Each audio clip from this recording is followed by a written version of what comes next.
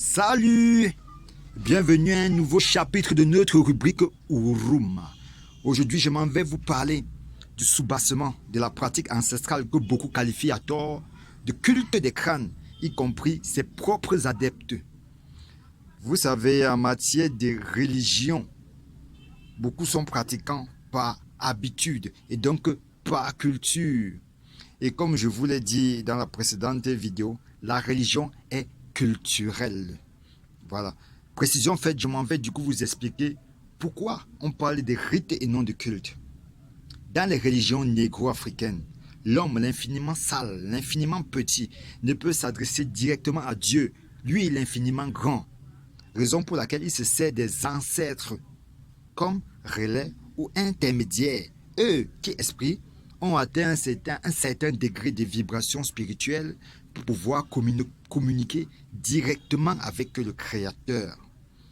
Donc, en vérité, à l'ouest du Cameroun, on n'adore pas les crânes. On croit en un Dieu unique bien avant le christianisme. Déjà que cette pratique monothéiste a été expérimentée depuis l'Égypte antique. Voilà. Bon.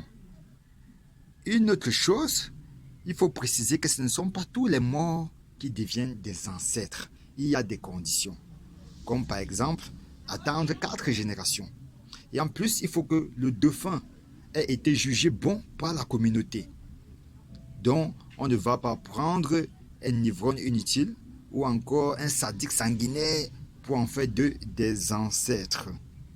Maintenant, pourquoi conserver le crâne et pas une autre partie du corps humain?